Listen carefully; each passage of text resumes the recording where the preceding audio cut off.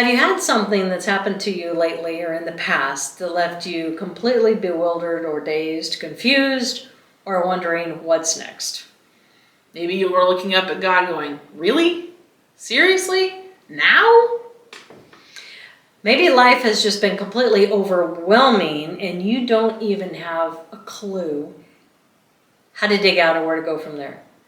If so, you're not going to want to miss today's episode. We're going to look at that and so much more.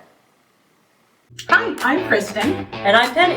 Welcome to Live Life in the Spirit.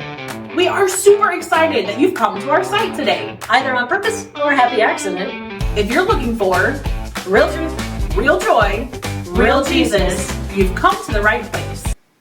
Hi, I'm Pastor Penny Schulz. And I'm Kristen Kipper. And welcome to Live Life in the Spirit. We're so glad you're joining us today. Last week we looked at the first part of the series.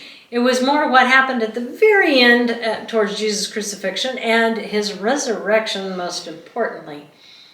Some of the things that the people were experiencing back then that were beyond phenomenal. So we're not going to give it away. Be sure you go back and check it out. But today we wanted to focus on where we're at now.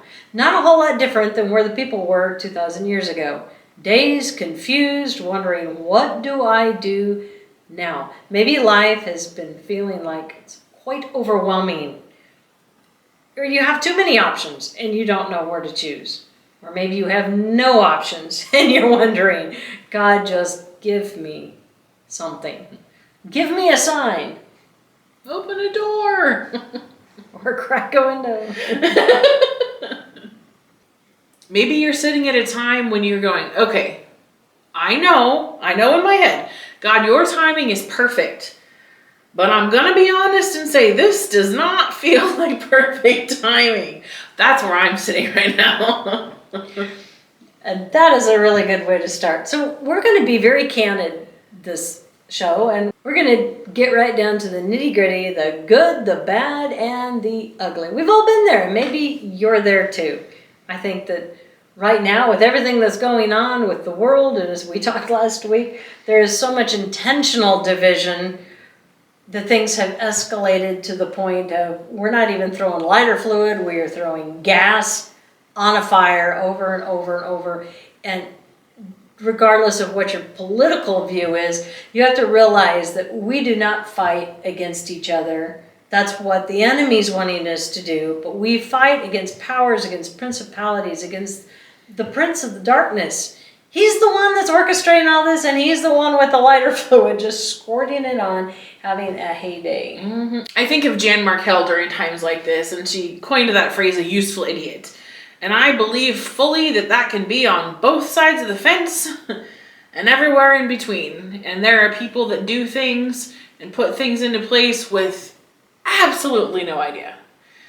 And then other people that are like buddying up and following right along and doing it on purpose. But the division and the anger and the hatred in this world it's really overwhelming for me sometimes. Like I want to do something about it, and I feel so completely inadequate and don't know what to do, but I don't want to sit by and not shine a light into the darkness, but sometimes I will fully admit it feels like one tiny little flashlight in like the blackest night. I would say that for people of my generation, Gen Xers, and even the Gen Y, and whatever millennials, I have so many ones now. My folks were the last big war, the Vietnam War. When I was out of high school, right at that edge, we had the Iraq, that was the first Iraq War. But it wasn't really called a war. And then we had after 9/11, we had the second Iraq and Afghanistan war. We have been in skirmishes, we have deployed troops, but we have not been in an all-out war. Well, in fact, I was even surprised to learn that the last war that could be officially called a war was World War II. Mm-hmm. Korea was not, Vietnam wasn't, Iraq, all this stuff, they've all been altercations, so to speak. They weren't wars, they were military action, because war takes Congress to vote on it. So for all these decades that we've kind of grown up, but they've always been on other soil, other than the Civil War, or you could say the American Revolution, we haven't had, the Mexican War, we haven't had war on our own soil. Right. It's always been fought abroad. So when we see these things and we hear the wars and rumors of wars, it's a different generation. Yeah, and we don't know what to do with it. We don't know how to handle it. And warfare has changed so much. Right. Go back and check our episode on AI in the military. Warfare is so different. Well, so just look at this last one, what we did with, well, you could even say Venezuela. I mean, everything's so strategic and quick. And then even with Iran. I'm not going to get into anything else other than just the military technique and tactics. What we have for technology. So different. I mean, before, well, look at Vietnam. How many people were we having to send in, boots on the ground and everything? And we have fought most of these military action with drones and with all this technology and missiles that you can send from a long ways away. Yeah, we were just sitting in the ships and here in the nation. Where this leaves us as families is you're going to have people, no matter what the situation is, and this isn't new. This has been all the way back thousands of years. You're going to have people divided. You're going to have families divided. You're going to have friends divided. And now with social media, oh my gosh. I mean, it's like if somebody says anything I don't agree with, I'm unfriending them. So how do we deal in this new life that we're in? How do we have conversations? How do we respect other people's opinions, but then still draw some lines, but not to the point of where, well, if you don't believe the way I believe, I'm not talking to you again. Right. And that's where we're at. Yes, this cancel culture is rampant. I have heard from so many people that were talking about another friend. They had been friends for decades, close, their whole families did everything together. And now because of differing political views, they don't even want to be around each other. They can't even coexist in the same space, let alone talk to each other. And I want you to stop and just like step back at that for a second. Yeah. And I want you to really and truly think, who's benefiting? God is not benefiting. Either side who says they are doing that for God, he is not happy about that. Satan is sitting back and going, Yep. Thrilled. Mission accomplished. It's all coming to fruition. Yeah. And chaos. That's what he wants. Satan is. He is the father of lies and the father of chaos. And there couldn't be any more lies and any more chaos going on right now if there wanted to be, I don't think. It's almost in a fruit basket upset. So as Christians, how do we cope and how do we deal with that?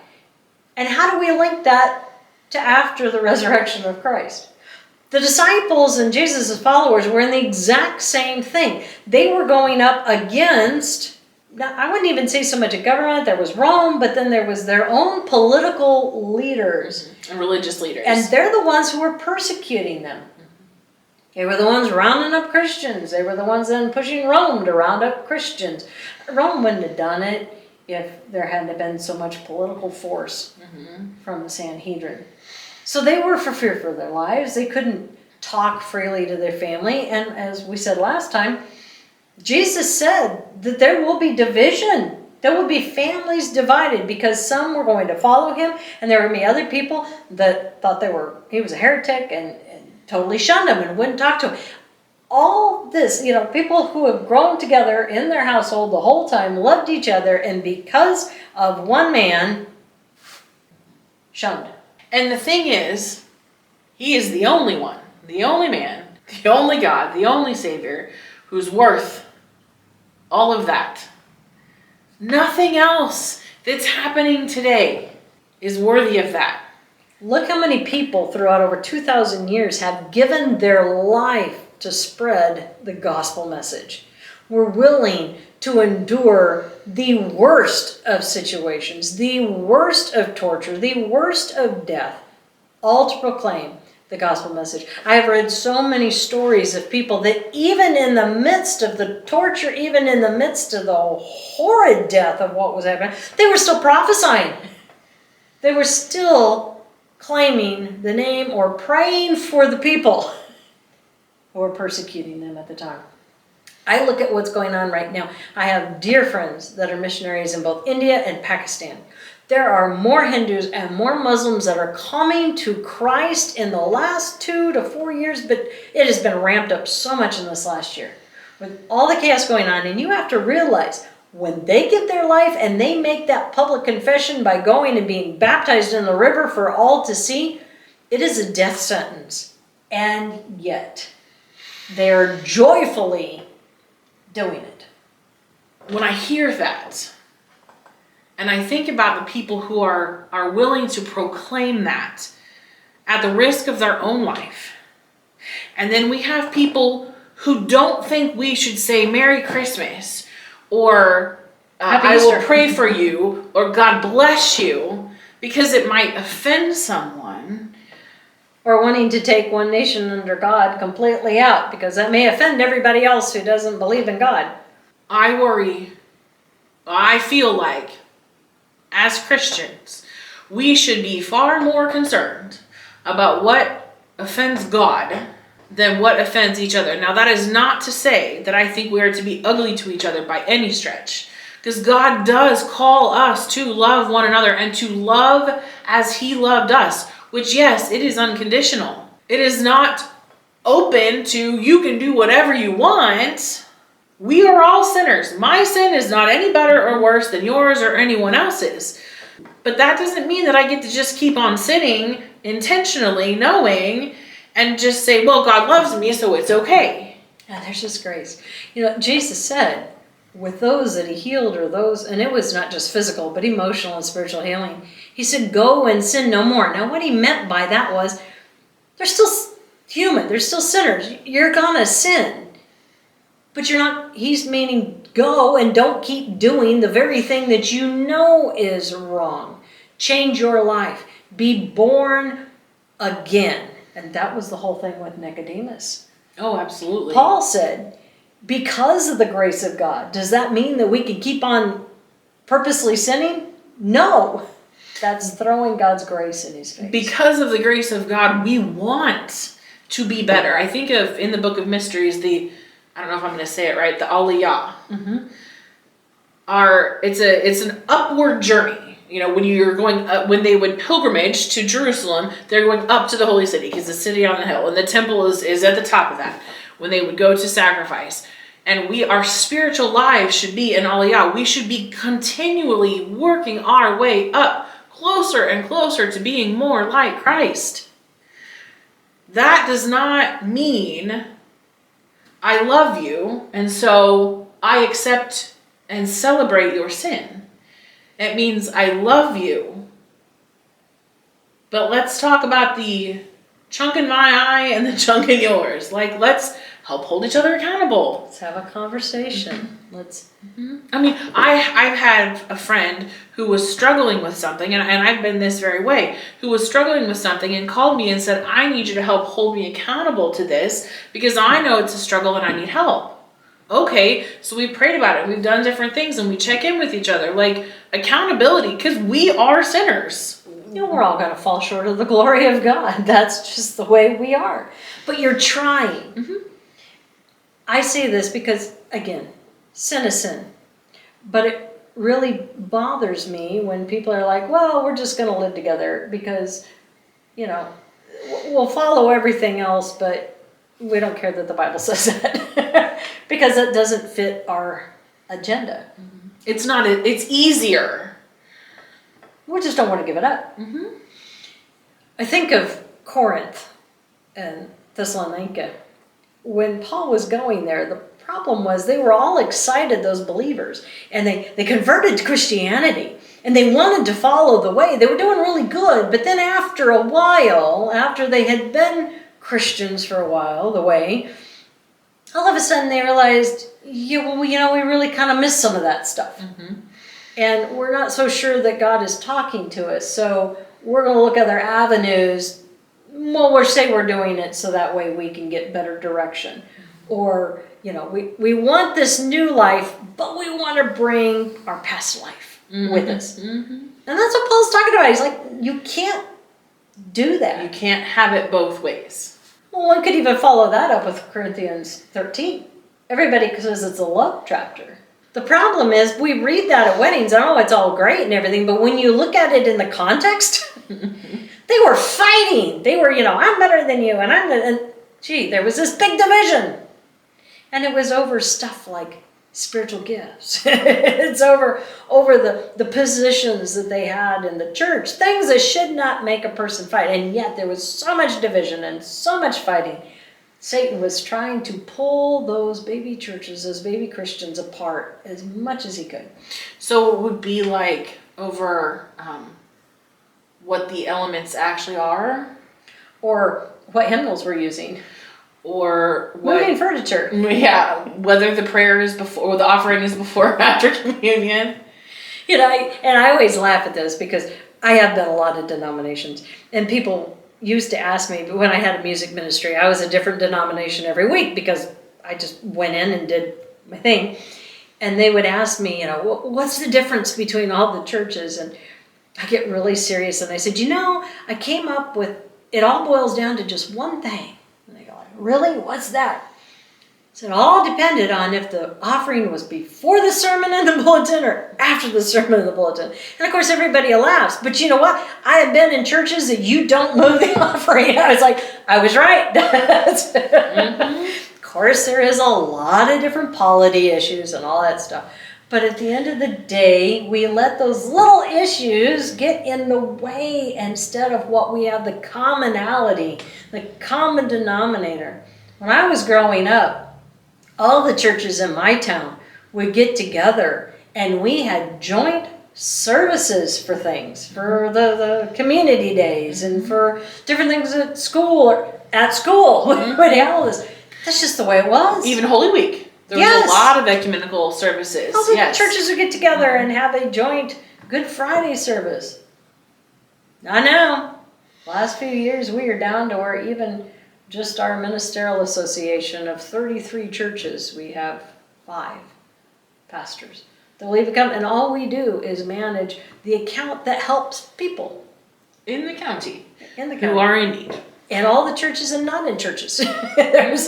There's no restriction other than you got to be in the county, and we just help provide that need. And yet there's only 5 of us. When you can't play in the sandbox together. There's just then that ramped up division. So that's what's going on with the denominations. And that's what's going on, as you can see and you can feel in the world. But let's bring it down now to our own lives, our own personal things. So maybe you've accepted Christ as your Savior, and you're claiming the blood of the Lamb, and you're claiming the power of the Holy Spirit, and life still keeps dumping on you. You're professing, Lord, I've been praying and praying and praying. I want you to answer these prayers. I want you to give me healing. And maybe that healing hasn't come, or not in the way that you expected or wanted. Mm-hmm. Well, that does happen sometimes. I will say, like I said earlier, I feel like I am sitting in a moment, as I hinted at a little earlier, this is a time where it would be very easy to say, okay, God, your timing does not feel impeccable. So as a quick summary, my oldest son, we've recently discovered that he has some extra bone growth on each of his hips. And so he is going to undergo his first of 2 hip surgeries this coming Thursday. It can be done arthroscopically, thankfully, but it will still be a decently large surgery, and he'll have a couple of weeks on crutches with no weight bearing, and then we'll kind of go from there. We've known about this. It's been scheduled. A couple weeks ago, when your 17-year-old says, hey, Mom, you want to go to the park? You say, okay, because it was beautiful. And so we went and we took the volleyball and the football and we played catch and we'd walked a few laps. And I said, let's hit the volleyball around. That's kind of more my speed. I'm not particularly wonderful at playing catch with the football, but I got out there. And just through the course of events, the ball got served and hit my hand wrong. And I found out today that I get to have surgery on Friday of this week, the day after my son has surgery. It's going to be a rather extensive procedure, and I'll have some things sticking out for a while, and I got about a 50-50 shot of having use of that knuckle afterwards. Not an ideal situation from what I thought was just a stubbed finger sprain at the beginning. It's a pretty extensive fracture in there. I will admit today it felt really overwhelming just finding out that it was going to have to happen, and the doctor was like, it's already been 2.5 weeks. We need to get this done right away. The longer we wait, the less of a chance you have of having function in that finger. All right, well, Friday it is. So we're going, and it's in the midst of, I don't know whether it's the beginning, the middle, or the end. I sort of hope it's towards the end of a time period when I've been feeling a bit like I've been in limbo.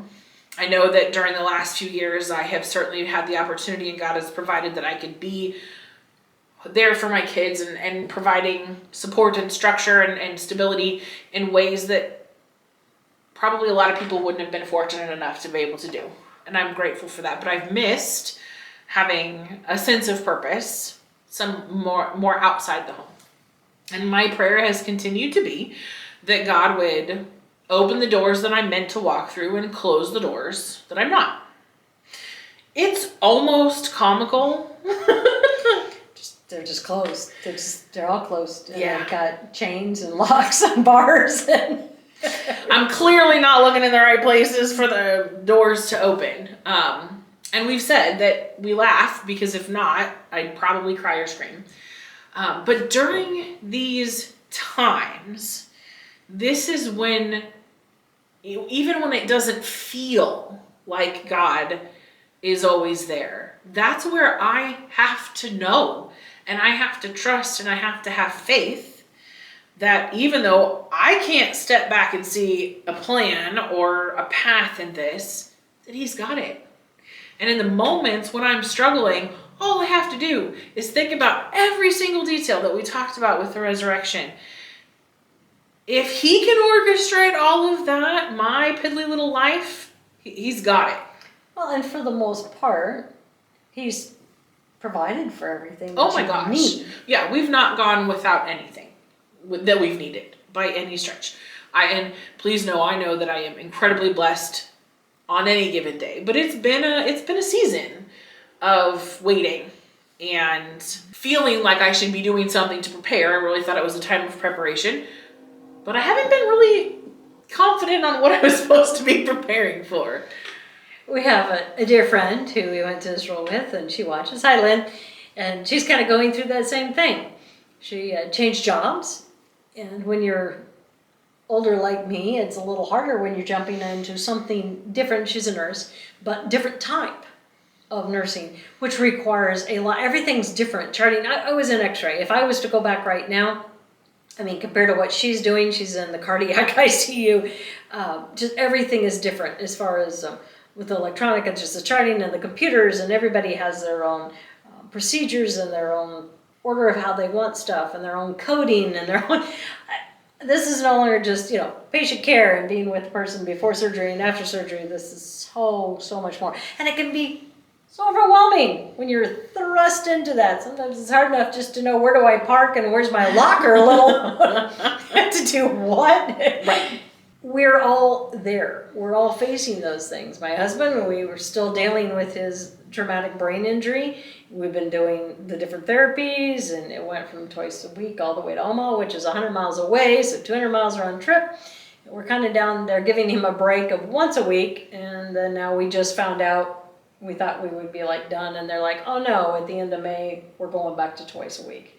There's always that hope, because there have been days where things are really good, and he is almost back to normal. You would almost think he was normal, but those are so fleeting, and then they go away. And I don't know if that's a good hope or a bad hope, because you go, but it can be, because we've seen it. We can't keep it. Right. And I think that's the hardest thing. How do you deal with the new normal when you don't know what the new normal is and the world keeps changing? Same with my hand. So those of you who know, I'm out of the cast, and I had 3 surgeries on this hand.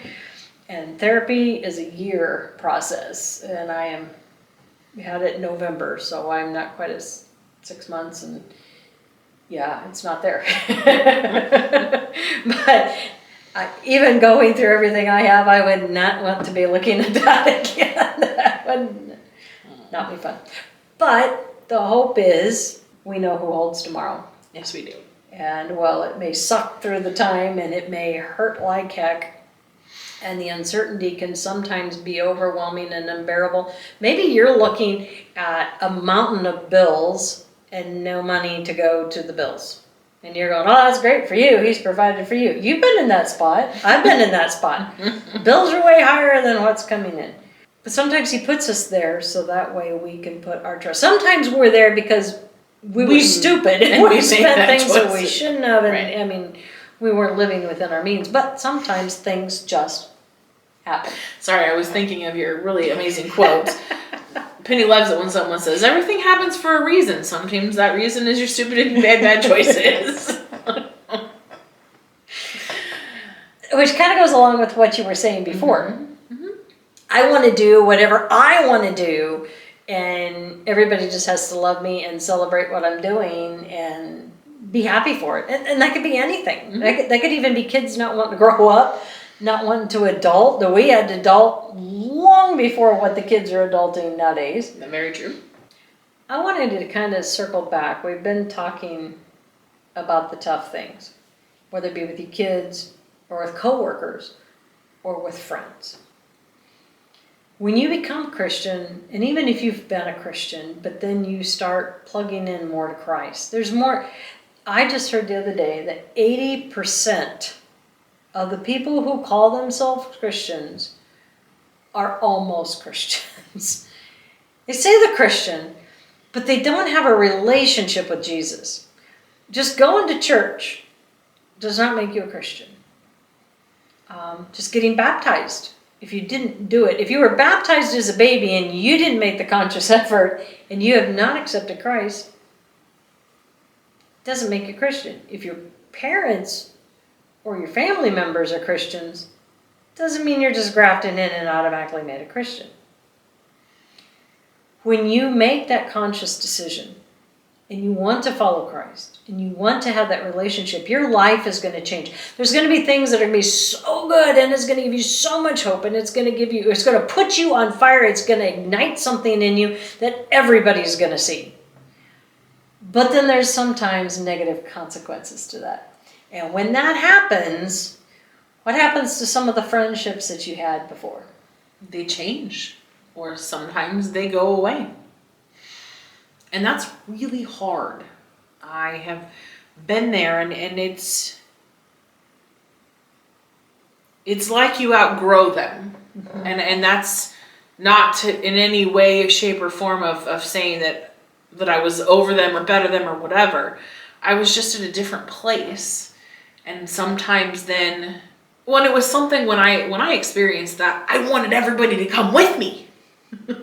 Like, come on, let's get all excited. And they were like, good for you. Yeah. You know? Mm-hmm. And I had to learn that things were going to be different and things were going to change. And if I wanted to stay in this walk with Christ and recognize that I was different, then some of my relationships were different. And so I had to bless and release. I don't think ill of any of them. I love them, and we chat every now and again and keep contact a little bit on social media and whatnot, but it's not the same. And so then your friendship circle starts becoming smaller and smaller.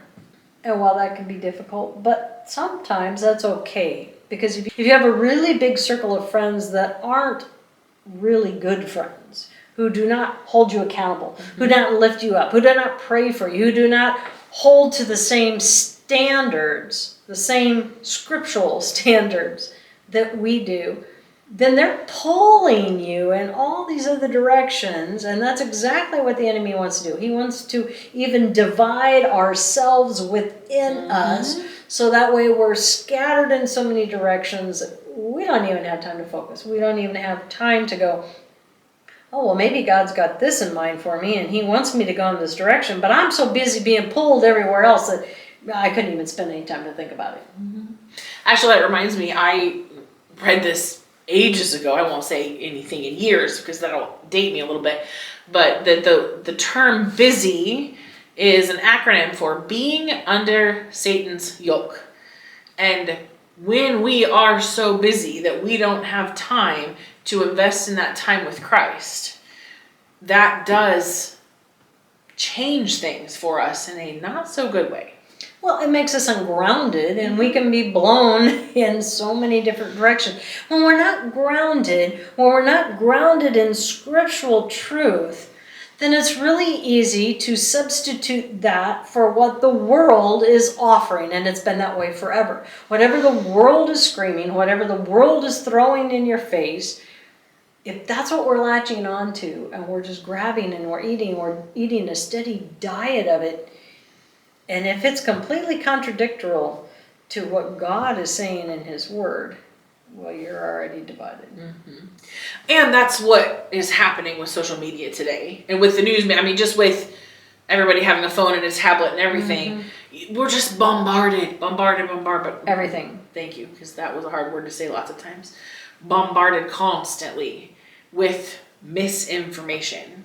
Because that's the point. We can't divide if people can get on the same page. But when we know that, when we see the truth, what do we need to do?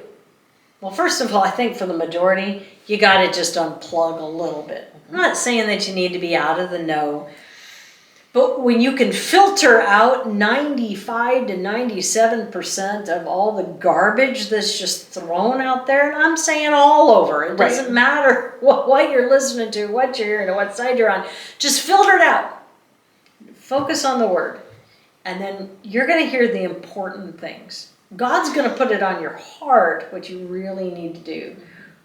Maybe you've been so busy chasing after everything you're hearing that you're not listening to what God is telling you. Well, I don't think anyone would think this. We want to make sure that everybody knows that we don't just have everything together, and our life is not just like smooth sailing, because God says that's not going to happen. And really, sometimes, you wrote a blog about this, how sometimes when you start following God, things can get harder for a while. They usually do. Because the enemy doesn't mess with you if you're not trying to do the right thing. You're not a threat. Right. But the thing that we both try very much to lean on, and I think we do a pretty good job most of the time, is we serve a perfect risen Savior, and we serve the one who has it all figured out. And even though I don't clearly have it all figured out, I can rest assured knowing that He does. And like we promised, I know this was a little out of the ordinary. It's not what we've normally been doing, but we just thought we needed to share what's been going on in our lives and what's really going on at the heart of the world, and how it's not a whole lot different than after the resurrection. But what we're going to get into next is before Genesis, which really fits because it's all about chaos, and it's all about disorder, and it's about division. It's about sin. Some things never change. Nope. And that was before God ever created this heaven and this earth. I think it's going to be an exciting series. Give us a chance to really dig into the fallen realm and explore that a little bit more, and what God really did when He created this earth and what He really did subdue. We've given you a lot to think, to chew on, to ponder on, but once you know, you can't unknow. What you choose to do with that is up to you. But you can't say, we didn't tell you. So until next time. Shalom.